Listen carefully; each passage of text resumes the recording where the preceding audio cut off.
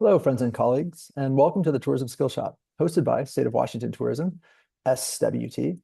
My name is Matthew Ozuna, and I am the Destination Development Manager at SWT. I will introduce today's webinar on crisis communications, featuring Karsh Hagan and Madden Media and Visit Skagit Valley. Please use the chat feature in Zoom to say hello and let us know where you're zooming in from today. Feel free to share your comments in the chat and utilize the Q&A feature as well.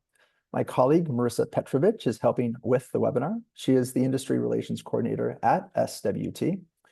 Marissa and I will do our best to organize and prioritize audience questions for the guest speakers near the end of the webinar.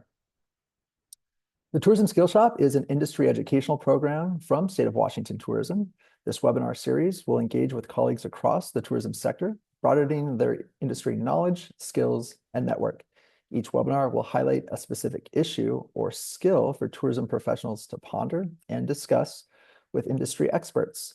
SWT usually hosts live webinars of the Tourism Skill Shop on the third or fourth Thursday of every month from 10 to 11 a.m. Skillshop webinars are free and open to all tourism stakeholders. These webinars will also be recorded and shared with registrants as well as other users on the SWT YouTube channel. For Tourism Skillshop and other industry updates, follow SWT on LinkedIn and visit the SWT Industry website. May is Wildfire Awareness Month, so it's fitting that SWT cover crisis communications in this episode of the Tourism Skill Shop. No destination community is immune from a crisis. This webinar will explore how tourism organizations and local governments can prepare coordinated communication plans to deliver timely, accurate, and transparent information. Brianna Francis, VP of Communications and Strategy at Karsh Hagan, Madden Media, and Kristen Keltz, CEO of Skagit Tourism Bureau, will advise webinar attendees on crisis communications planning, including how to assess potential risks, identify key audiences, establish a crisis response team, align with partners, and set up communication channels. The webinar will also highlight the Crisis Communication Handbook developed by Destinations International and discuss scenarios such as natural disasters, acts of violence, and social unrest. Now, before I dive into today's webinar, I just want to give everyone on the call some background information about our keynote or our guest speakers. Brianna is, like I said earlier, is the Vice President of Communications at Karsh Hagan Madden Media, where she leads integrated communication strategy, media relations, and brand storytelling for a diverse portfolio of travel and tourism clients. With a strong foundation in public relations, marketing, marketing, communications, and journalism, Brianna blends strategic insight with compelling storytelling to elevate destination brands and drive meaningful engagement. Prior to joining Madden, she served as Vice President of Marketing Communications at Visit York County, which we learned is in South Carolina. Brianna, you're coming from that part of the country, so thank you for joining us today. And she began her career in broadcast journalism, bringing a journalist's perspective to communications, to her approach to communication. So, Brianna, thanks again. I know you were in IPW. I know this kind of came together earlier this month, so thanks again for joining. Kristen Keltz has a few industry credentials to her name, IOM and CDME. She serves as the CEO of Skagit Tourism Bureau, right here in Washington State in the northwest part of the state, leading efforts to promote Skagit County as a vibrant destination for visitors. With more than 30 years of experience in hospitality, tourism, chamber leadership, private business, and destination marketing, Kristen is known for building strong partnerships and creating programs that support local businesses and communities. A longtime community leader, she has served on numerous local, regional, and statewide boards and organizations. Kristen is passionate about tourism, economic development, and preserving the quality of life in Skagit County while creating meaningful visitor experiences that benefit residents and businesses alike. Kristen, thank you again. It's always a pleasure working with you. State of Washington Tourism was in that part of the state with the RTS program, and I've seen all the good work that you've done, and I'm glad we can share it with others today. Now, before I turn it over to Brianna for her PowerPoint presentation, I mentioned Crisis Communication Handbook from Destinations International. I know Kristen has kind of referred to that handbook or kind of looked at the resources from Destinations International. We don't have a speaker from Destinations International today, but I just want to make sure folks on this call are aware of this excellent resource, a member benefit from Destinations International. A lot of what Brianna and Kristen will be going over is in the handbook. You can kind of follow that handbook step by step. There's a great checklist, things to do. Also, Brianna wrote an excellent blog post that folks can utilize. Marissa will pop that into the chat. So there's another resource for you all as well. You'll also get the PowerPoint presentations from these folks, as well as Kristen Keltz's crisis communication plan from Skagit County Tourism. So all of that will come in an email with a recording to this webinar tomorrow or early next week. So without any further delay, I will turn it over to Brianna for her PowerPoint presentation. Good morning, everyone. Forgive me for my voice. I am coming straight off the IPW show floor. So lots of fantastic conversations over the past couple of days on behalf of the United States and everything that we're doing. And so it's exciting to be here with you all today to talk crisis communication.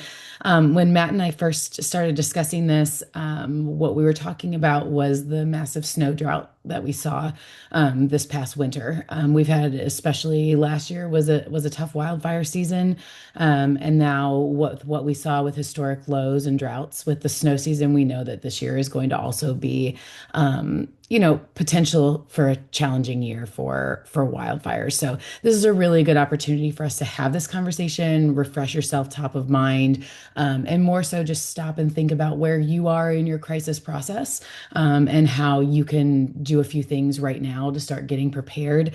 I think as we go into this, a crisis communications plan can feel very overwhelming to lots of destinations simply because it feels like it needs to be this very large, comprehensive thing. I think ensuring that we are starting this conversation is a really, really good place to start for so many. Thank you for the wonderful welcome, Matt. I appreciate you and doing that intro. I do work for Karsh Hagan Madden Media. It's a mouthful of a name. You've probably known us previously as Madden Media. We recently partnered with Karsh Hagan, and wonderful advertising agency out of the Denver area. And we're really excited to be integrating as one company right now with a new name announcement coming at DI later this year. First, I want to start when we're talking about crisis communications, just where we need to sit in the current moment. That begins with identifying your potential risks for your destination. Usually this happens when we are watching a mass situation happen somewhere, whether it is a weather event or civil unrest or something of that nature. That's when we start to think, oh, what could happen inside my destination as well? No two destinations are going to have the same risks involved. You know your destination best and what it may be affected by. This is where we kind of sit in a pretty negative space, and we're sitting there and we're saying, okay, what's the worst of the worst? What could happen? What have we watched and said, oh, that could be me, that could be my destination. Usually they're sitting in these 4 blocks: a natural disaster of some sort, whether it's flooding, wildfires, drought. It can even be within those types of things. The next is a security threat. This comes in the form of terrorist attacks, political unrest, social unrest, those types of things, similar to what New Orleans experienced during their bowl game a few years ago with the driver. So things like that are bucketed under a security threat. Then we have disruptions. This is where it's a mass disruption to the visitor within your destination. Do you rely heavily on group tours and suddenly these group tour incidents are happening? Is there a ski lift, or is there something, hiking trails that are closed down, things of that nature that would be a disruption from that side of things? And then obviously health emergencies. I don't know if anybody remembers COVID-19, but that certainly was our fire hose of an introduction into a health emergency from that state. And I think we're certainly watching this hantavirus situation and the Ebola situation right now, and realizing that we need to continue to have this be top of mind no matter what kind of health emergency comes forward. This is the phrase that I want you to really take away from this presentation today. The more planning you can do, even if you're doing it in small chunks, the less panic you're going to have once your incident comes into your destination. Even if you haven't planned for the exact thing that happens, you at least have a framework for where you can pull from to say, okay, I know what it's in place. I know what I need to do. I know who I need to speak to, and then I can replicate that and then push it towards the specific incident that you're moving forward. The best time to plan for a crisis is before it ever happens. So beginning that conversation today. Here's how you need to start working towards planning for your success. One is rank and prioritize those risks. So once we've identified inside those four buckets, the next thing to do is rank them, right? What would be the worst of the worst? And then going down from there from a severity standpoint. The next would be analyzing roles inside crisis. This does not need to sit just under your public relations manager, just under your CEO. Everyone inside your organization is going to have a role. Is it the person responsible for industry relations that they are going to be reaching out to your partners? Is it someone who has the line to the mayor or the line to county council that you need to speak to? Who's reaching out to the state to discuss with them? Everyone should have a role inside your office. Crisis comms does not belong to one person. The third would be identifying stakeholders and messaging outlets. So a lot of times when we think about, getting information out, your mind typically goes to a press release or writing a statement, something of that sort. You have multiple ways to reach people.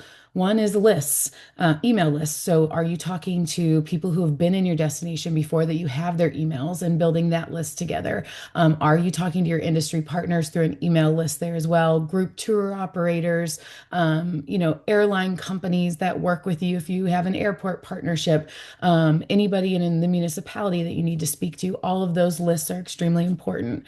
Additionally, you have social channels that are your voice. Which outlet is best for what scenario is going to be really important. So, if how who are you needing to talk to and how do you need to discuss with them? And then what capabilities must we have? What do we need in place in order to do this? Do we have the email list printed out and ready for us? Do we have access to social channels, or do those belong to just one person? Thinking about the more access you have to these various things in varying times allows you to work quickly as you need to get those statements out. And then also, what supporting systems and data do you need? Just really thinking through, like, if, Asheville had horrific flooding from a hurricane that was hundreds of miles away from them.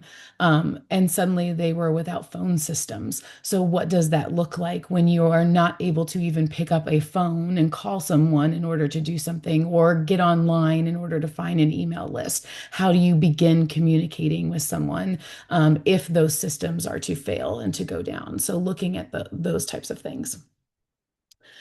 Once you start to build your crisis communications plan, here's where you're really going to sit.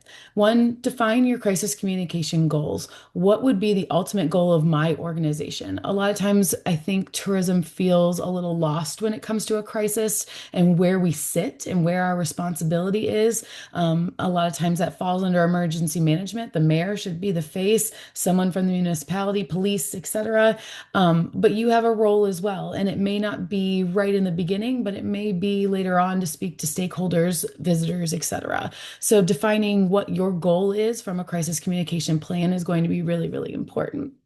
And then also developing those crisis communications messaging. This is sample messaging for various platforms. So when you're looking at those communication channels, what does an email body look like? Insert in specific crisis as it happens. What does a social post look like? Whose voice is it coming from? Is it coming from your board? Is it coming from your CEO, et cetera? And what does that voice sound like as you're messaging them?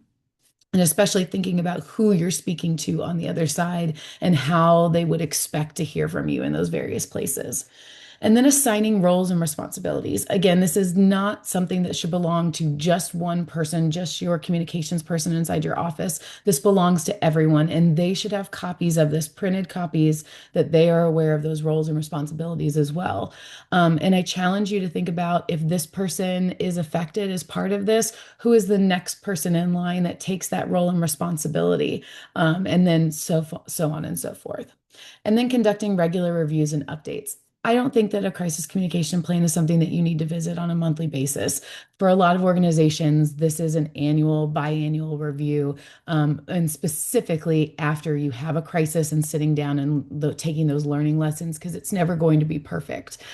So taking those learning lessons after a crisis and updating it as you need to.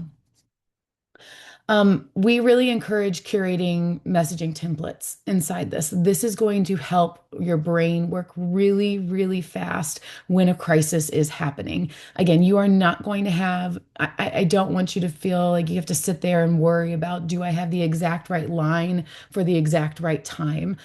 It will have to shift based on what that crisis is. But as you have this framework ready, you are able to start and have a place that you're not going to be in a writer's block. You have a place that you're starting that sounds like your voice, and you're able to tailor it to the event that is happening in your destination. Um, you need to specify your audience, determine the tactics, which way you're going out with them, and then execute and evaluate. They should include a framing statement following by a supported statement as well. This section right here under the standby statement is something that I would focus on the most. These are the 5 things that I think you should really be aware of when you're trying to write and evaluate. Should I respond? Do I need to respond? What does that look like?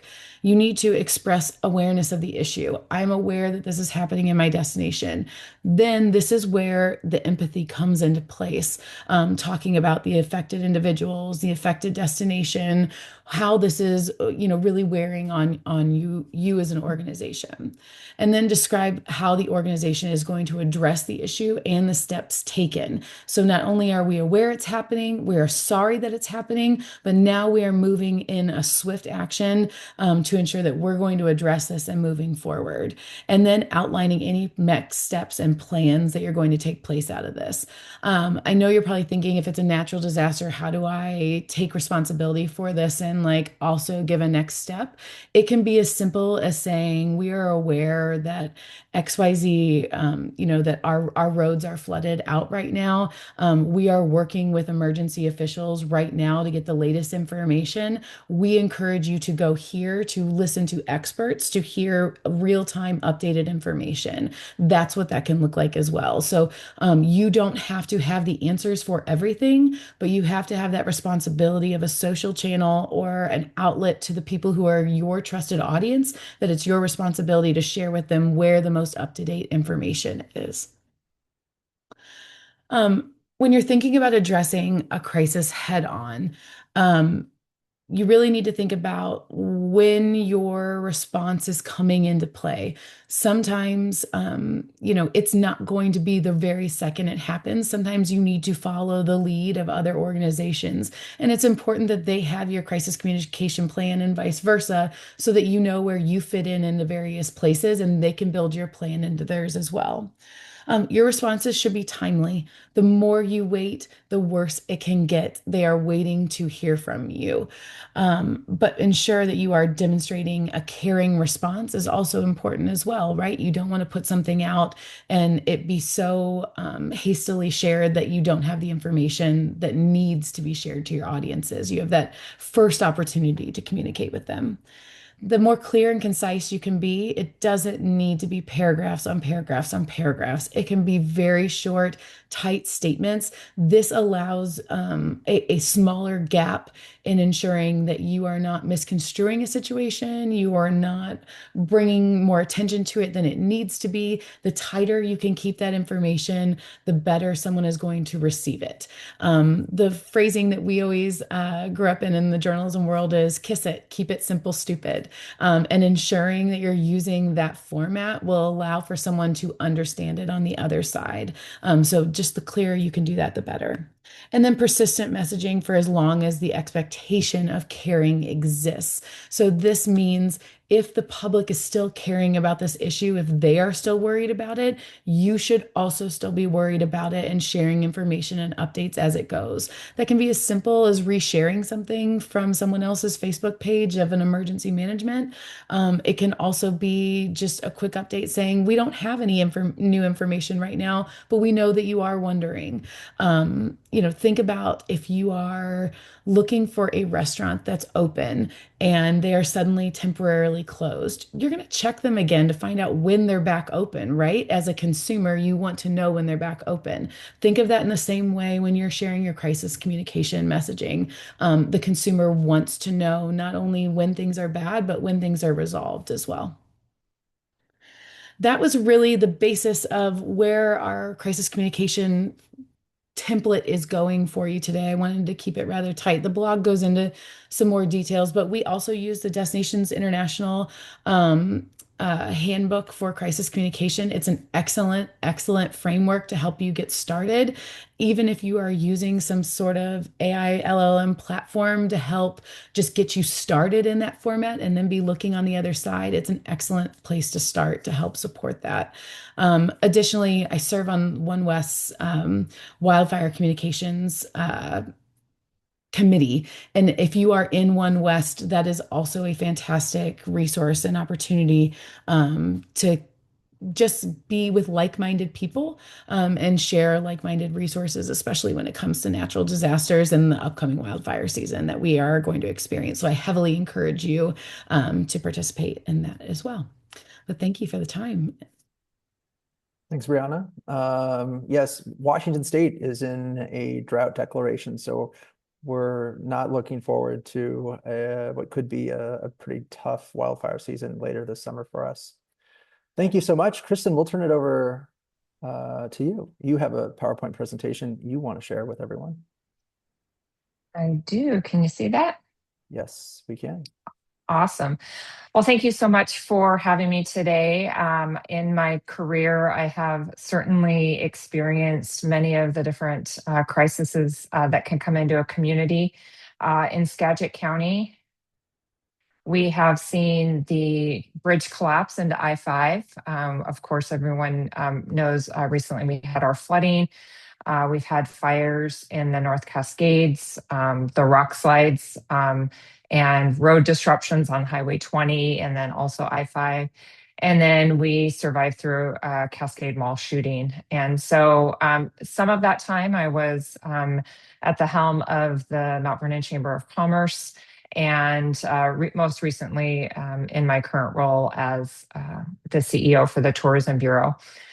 When I was interviewing for the position, one of the things that I knew needed to happen for the organization right away was to create a crisis communication plan. It's not if, it's when. And so we need to make sure that we're prepared and that we have the proper plan in place. We created our formal plan and implemented that in June of 2025. And unfortunately had to use that in December of 2025. So one of the first things that we did is we reached out to our Department of Emergency Management and aligned with them and had the conversation of, why a destination marketing organization would need to be at the table for something like this. So, at first glance, people kind of look at you a little funny, like, you're a tourism bureau. Why would you need to be part of it? And so as we got further into the conversation of, we could potentially have, thousands of visitors in our community. How do we communicate with them? We have access to hotels. We have access to try to get rooms for our residents who have been displaced for a flood, for example. And then also we have access to help with messaging. We have a PR person on retainer that we can utilize to talk to media and things like that during the crisis, but most importantly, after, letting people know that things are, getting back open, that, where the road closures are, things like that. So One of the things that I think is really important is connecting also with FEMA and going through some of that disaster recovery training.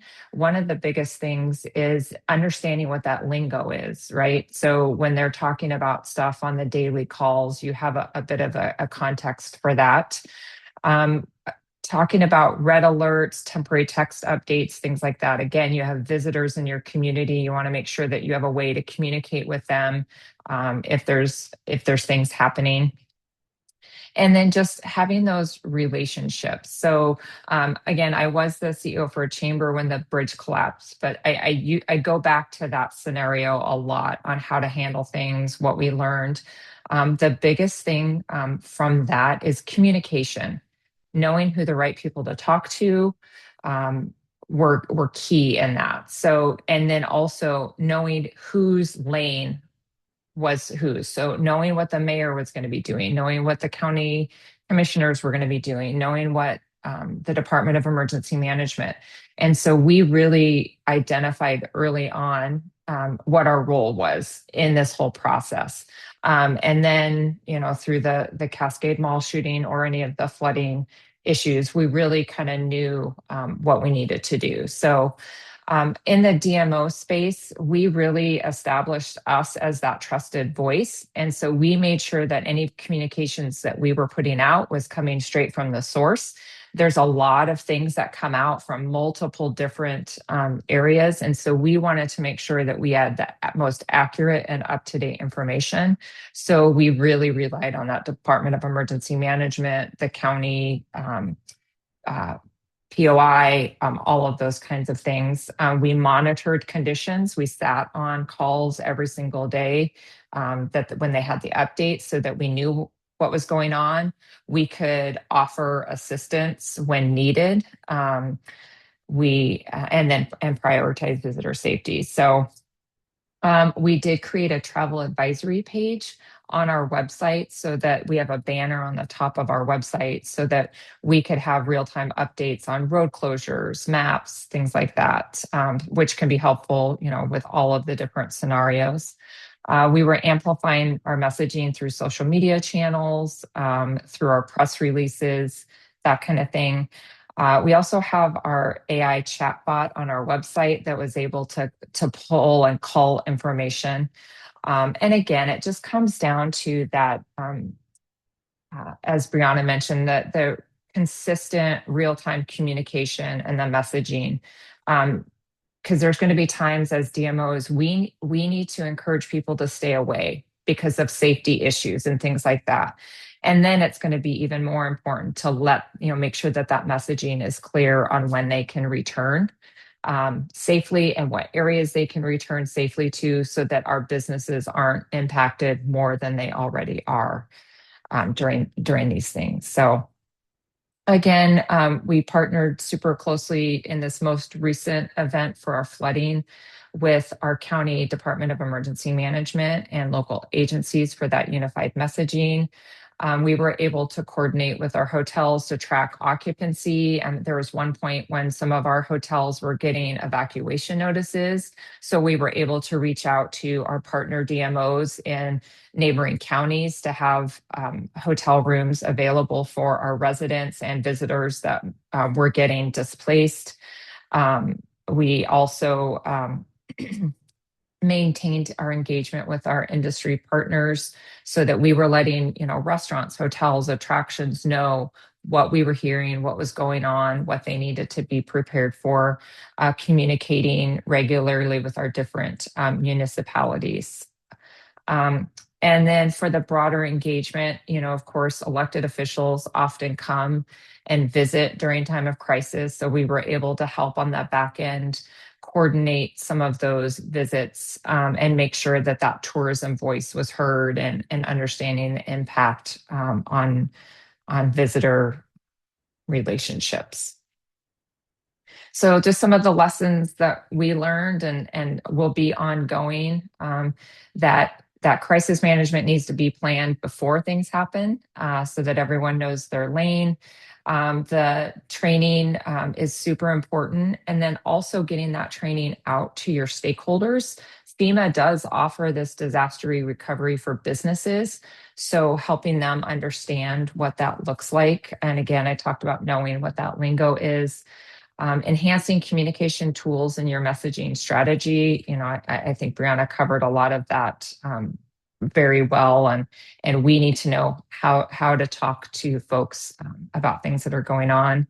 And then just continued introduction to those appropriate agencies so they know who you are and how to reach out to you, and they've got your contact information. For the flooding, we thankfully had relationships with Skagit Valley College, who was actually hosting, was the central emergency management location. And so we were able to kind of work through some of our relationships there.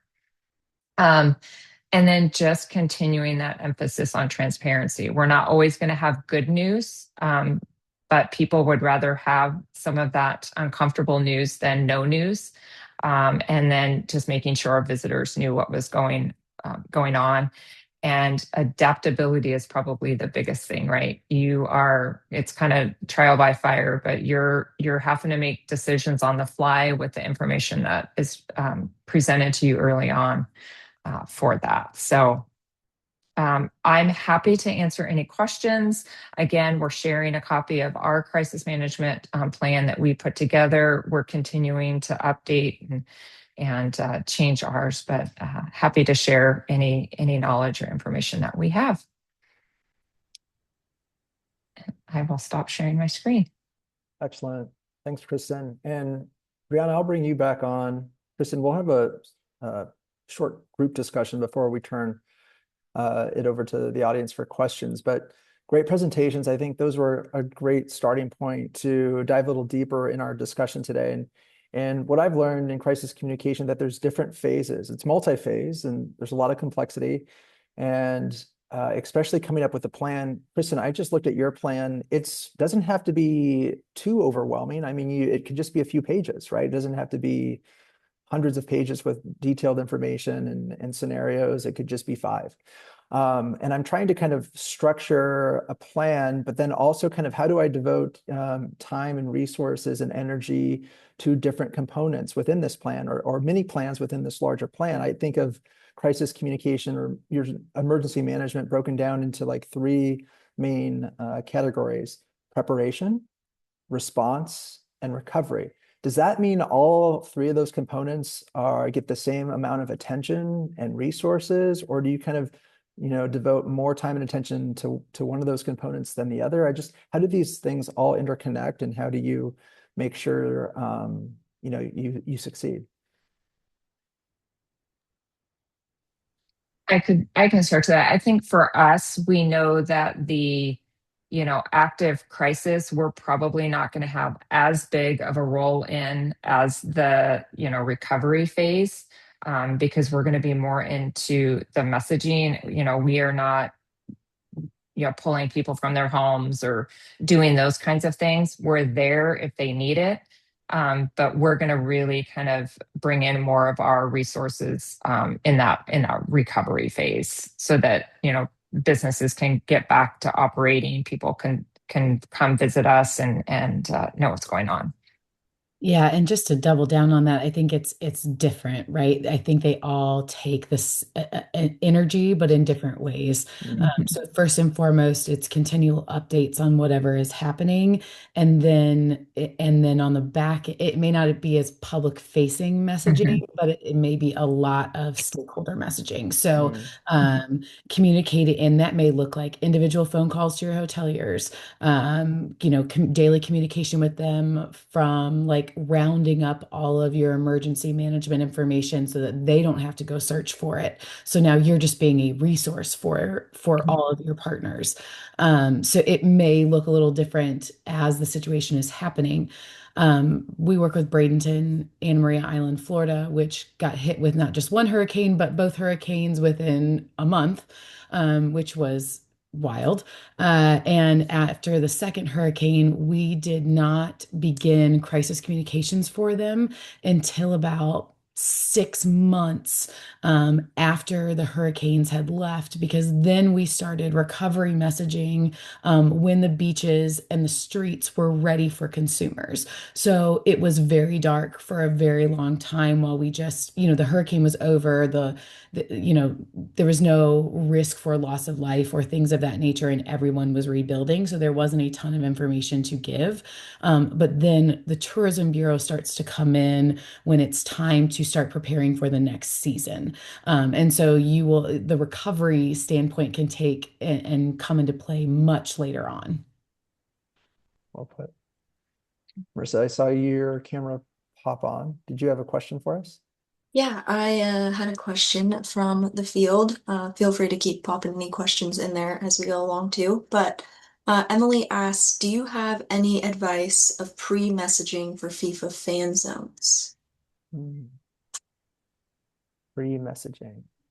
No, before you go, I've seen some stuff on the FIFA website that just, or on, I think it was the federal government website that kind of just says, make sure you have maybe a backup plan, transportation options, sunscreen, water, all of those things. I mean, is that the same thing you would reiterate, Kristen, in Washington State? Yeah, I think the know before you go, know what transportation looks like, understand road conditions. We're still going to have some construction going on in certain areas, and just being prepared to be patient because there's going to be a lot of people. But yeah, just know what's going on, be aware of what's going on. So. Also, good to remember that the more content you can publish about know before you go style things is going to drive LLMs for when the consumer is searching, because they're going to open up ChatGPT and be like, where's the best place to park for this FIFA like pregame or something nature. So you are an authoritative expert when it comes to LLMs. So the more information you can put lasting on your website or in captions on Instagram, they are going to pull in and feed those LLMs across the board. So really great pre kind of dispersal of information. Excellent. Okay, I want to take us back to crisis recovery. And Kristen, you kind of mentioned this too, like there's not much of a role in the moment that's kind of meant for government organizations and agencies, but the recovery, the messaging is something that we can help with. So what does messaging look like? I know, I think, Kristen, I think you said this, or Brianna, that like, hey, thank you, but no thanks. We need this time to kind of focus on the community. Don't come now. But what does messaging look like, a bit after, not during the immediate crisis, but maybe 6 to 12 months after the crisis? Is it kind of we welcome you back with open arms, or is it a little bit more calculated to kind of take into the event that just happened and kind of welcome everyone back slowly and with care? Brianna, do you want to start with that one? Yeah, everyone's frozen on my screen, so I want to make sure. Are you able to hear me? Yes, we can hear you just Okay, fine. great, good. I so there's a couple of different phases to this. It depends if it's something that you need to get. You always need to get the most accurate information out. The best way to do that is with real-time photos and videos, stamping them so that people can see if it's a wildfire, this percent contained. Sometimes people aren't able to comprehend that. But if you're able to show them exactly what is happening in real life timestamp photos, that's a really, really good way to show them where you are in the current moment. And then as that recovery moves on, we're currently working with Kerrville, Texas, which is where Camp Mystic was that had the floods last year. And we're working right now just on some eat, play, stay storytelling that has nothing to do with their biggest asset, which was the water. So right now, everything that we're doing is focusing on other things to help support businesses, to ensure that the community can stay on its feet, as it was totally separate from where the camp incident happened. And so I think that there's ways that you don't always have to say, in the COVID era, we all said like, we can't wait to welcome you back, or, we all had that same line in some facet, right? I think there are ways to do distracted storytelling where you are just driving the consumer to what you're wanting to talk about and pushing a narrative forward. And you don't have to address it after a certain amount of time because it's such a separate storyline. Right. Good point. Good point. I think there's also something to consider while that recovery is happening, that folks will come to see the disaster. And so having that messaging to talk about something very tragic happened in our community, and to protect our residents, we ask that you maybe not visit this area yet. So crafting a message carefully that while we may be open for business, certain areas are not quite ready to welcome people back because they're still recovering and yeah. So those are things that have certainly come up through my CDME courses, where we talk to different communities that, initially was not something that I thought of people, actually kind of making a trip to go see something that bad that's happened. So you kind of have to think about what that messaging looks like as well. And when your hotels are filled with volunteers that are coming in to help support, and your hoteliers and your hospitality workers are stressed out from this as well. So it's a lot of, when you're reporting to your board about occupancy rates, but your occupancy rates are due to linemen and construction workers and volunteers and things of that nature. And so it's messaging from so many different facets across the board, from your stakeholders to your board to, the community as well. Brianna, during your presentation, you mentioned that you don't have to update crisis communication plans every month. You kind of said, if I've heard you right, every year. Yeah. Kristen, does that feel about right to you? Kind of an annual check-in of your plan? Okay, so that was one of my questions for this group discussion. But then, Kristen, let me kind of turn to you. You also kind of stress the importance of kind of developing these relationships with local law enforcement and public agencies. So how often do you meet with them to update plans, or Brianna said to kind of share each other's plans, but then also to go over trainings and scenarios? How often does that happen? So right now we're utilizing FIFA as that opportunity to get everyone together. So we, the Tourism Bureau and the county, have coordinated quarterly meetings with Department of Emergency Management, all the mayors, Public Works, transit, police, all of that, in preparation for FIFA, but also kind of to talk about plans if something happens. So we've been kind of utilizing that opportunity right now.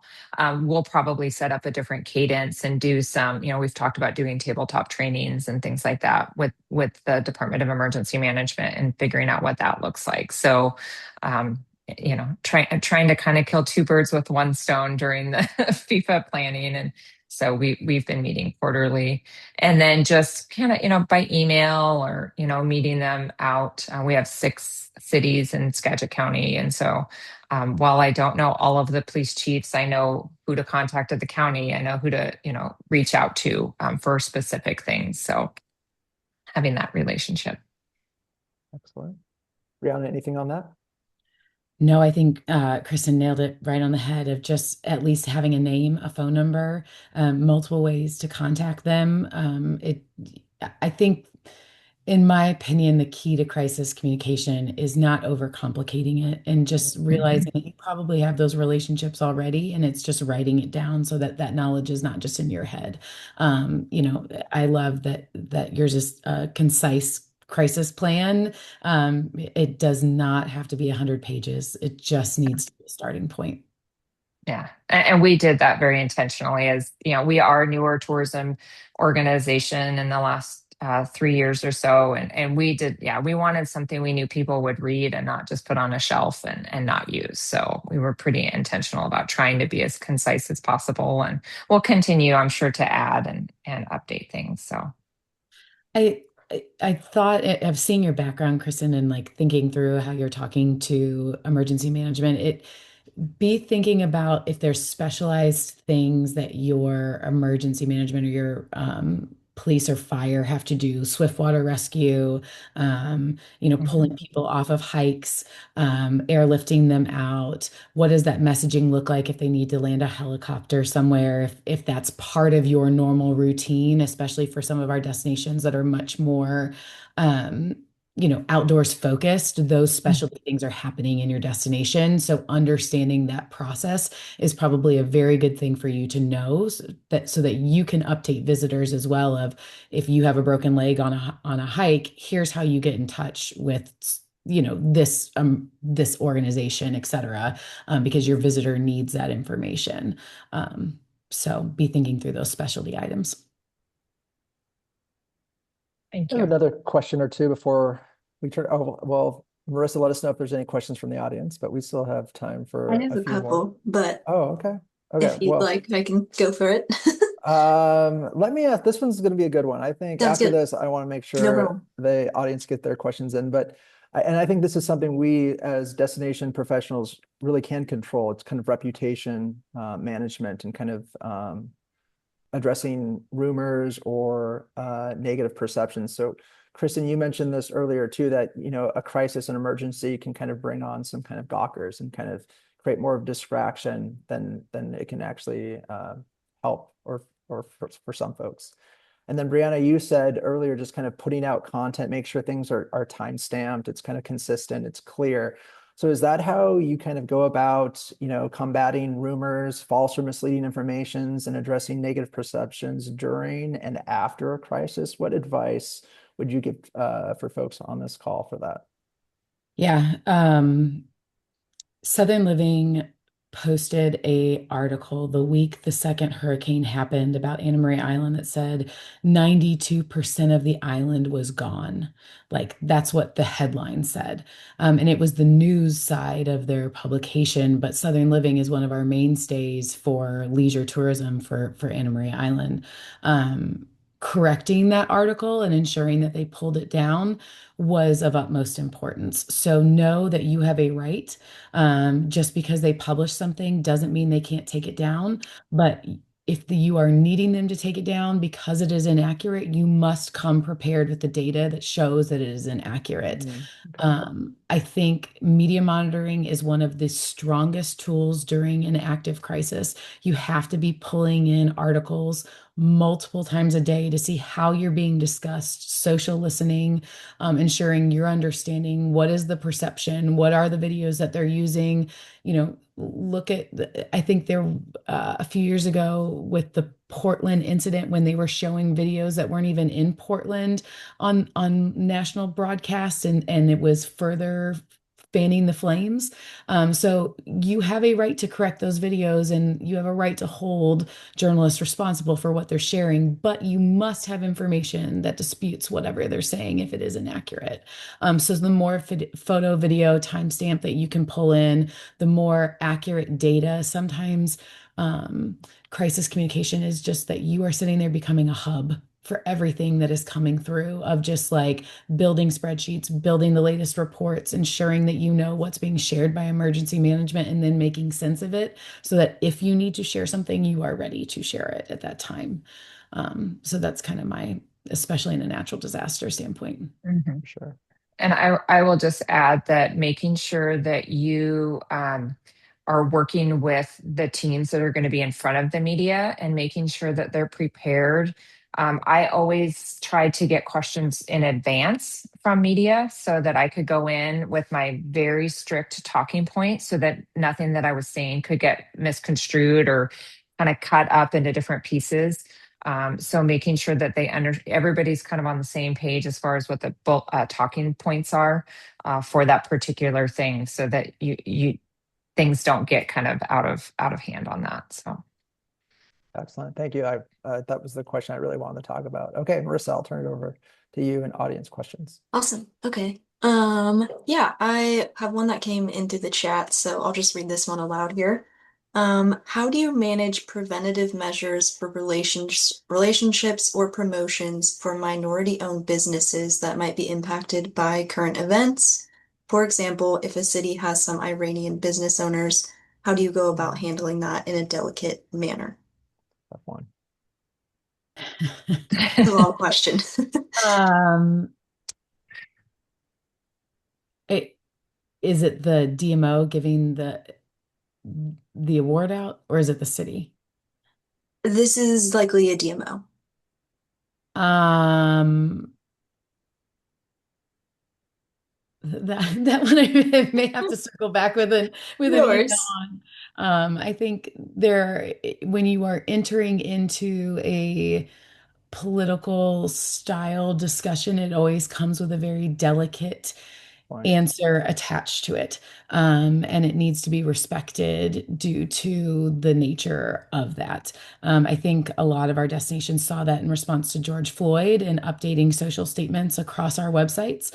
And then also when the Black Travel Alliance came forward and asked DMOs to step up to the plate and do some very transparent reporting, handling it in the same fashion of ensuring that um, you are putting messaging out that reflects what your destination is and who you represent. I think one of the most wonderful things about tourism is that we all strive to be the most welcoming communities for everyone across the board. And so ensuring that that is at the core of your messaging, if that's what your destination reflects, will always shine bright for you, and ensuring that that is at the heart of your messaging and not attaching to a larger political message. All right. Anything else to add? Nothing there? We can move on to the next. Okay, perfect. Yeah. All right. This is along the lines of FIFA once again, and looking for some advice as how to navigate crisis comms updates when the city is actually hosting, and then there's also a separate venue, and kind of how do they work together? Is that something that the city should take lead on? Should the event venue take lead on? And how does that kind of partner together and how to form the partnership? Yeah, so Santa Clara, California just hosted the Super Bowl and they're getting ready to host a FIFA game as well with Levi Stadium. They are a client of ours, so we got a firsthand seat at how Levi Stadium is very much its own economic engine as well, and how they Mhm. own it. And then you also have the Bay Area Sports Committee that had a voice in it as well. So you have three very strong voices coming to the table, recognizing where you sit in your role and what you are responsible for is of the utmost importance. And then just ensuring that you can't be responsible for what they're doing. They must come to the table and do theirs as well. So Levi has had a whole system on, evacuating people from the stadium, what happens if there's an incident inside the stadium, etc. The city is talking about driving lanes and how to get people in and out and what emergency management on the ground looks like. The city or the DMO is responsible for messaging and sharing those updates and knowing where that update is coming from because the visitor is going to come to them first. So understanding where you sit in that lane, and then just ensuring that you sit in that lane is going to be the most important piece. Who are you responsible to talk to? Who is going to be coming to you for information? And it is your job to then just be responsible for messaging to them. All right. We have one more, and Jenna, I might need you to clarify a little bit, but I'll just read this question out. It first asks, how do you get staff on board, both in taking time on preparation as well as how you handle communication during the crisis? How do you suggest care for staff who have been affected? Mm. And how do you respond to staff saying you aren't doing enough? Oh, wow, it's So a tough. lot of Yeah, questions there, but yeah. overall, how to get staff alongside in partnership with you. Kristen, do you want to take that one? That sounds like Yeah, close to home, very yeah, personal. definitely. I think first and foremost, you have to, identify if your staff's been personally impacted, because that will certainly impact the way that they're handling things at work. So taking care of their personal needs first. I actually had a note to kind of circle around to that, we as leaders sometimes forget that our teams can be personally impacted, and that's going to impact our organization. So kind of identifying what that looks like. As far as the buy-in, I think again, it just comes down to clearly articulating the why, and what our lane is. Like, this is why we're doing it, and this is how we're going to do it, and how we're going to partner. And again, that goes back to kind of why we made our plan as short as it is, so that there's pretty clear checklists on what we're going to do. I know that, one of the things that I learned is, I'm kind of in the thick of it, and I'm trying to, direct staff to, okay, we need to do this, this, and this. And I really had to sometimes take a step back and go, they might not have the full context of what's happening. So clearly articulating some of that backstory, because I'm hearing this stuff every morning. I know what's going on. I've talked to this person, that person. Well, they don't necessarily have that background. So really kind of taking the time to fully bring in the team of like, okay, here's where we're at, here's what's going on, and here's how we're going to message, and here's again why we're going to message this way. So, and for destinations that have gone through something like this, it's not a 3 months and move on situation.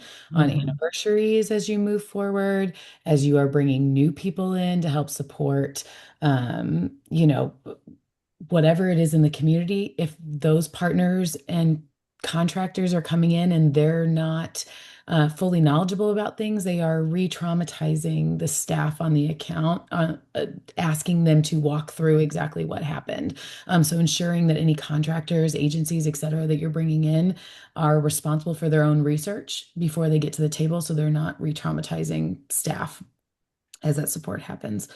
And why it's so important that you have this person is responsible for this role. If they are unavailable, next. And for some DMOs that are just 2 or 3 people, that can be hard, and you're wondering who else you reach out to. Well, that's when you extend into the city. That's when you extend into your agency. That's when you extend into board members, et cetera. So ensuring that, realizing that we're all people going through these things too. Yeah. Yeah, I think that's good to remember, that there's kind of a certain amount of grace and understanding in personal relationships tied into kind of emergencies and crises. That said, and forgive me, Marissa, are we good with questions from the Yeah, audience? that was all of the questions. Okay, just one more, because I think this kind of ties it all together. With that said, I mean, after a crisis, once you've kind of entered all these phases and kind of gone through recovery, there's a time and a place to kind of getting back to normal and kind of mending these relationships and what's happened in the community and the visitor economy. How do you kind of measure success? How do you start, or when do you start evaluating, your response and critiquing, improving in a safe, respectful place? Well, when there's media and there's other critics out there, and kind of, you can feel like your job or your messaging was under attack. How do you kind of navigate all of that and kind of plan and evaluate and try to kind of improve for the next crisis in your crisis communication planning? 2 minutes left, Brianna. 2 minutes, because you have a hard stop. Yeah, I don't know that there's like a metric that you can set on that of what success looks like. It's a lot of sentiment searching and listening for that, I would say. And you can't put a timeline on it necessarily. I know you think you need one, and you could say in 6 months, I would like to see this, but you can't be disappointed if that's not the case. So many things are out of your control when it comes to crises, especially as a tourism bureau. So I think just ensuring that you are sharing the successes and sharing those small wins with your community as you get a positive story on the other side, as you get, new growth or whatever it is, sharing the small wins will go a long way with your partners. Well said. And I would just add that, asking what worked and what can we do better, and just taking those and moving forward, and knowing that it's a continuous process of improvement. That's right. Well, folks and guest speakers, thank you so much. Stay tuned next month while we dive into outdoor recreation as we gear up for the summer season, and we'll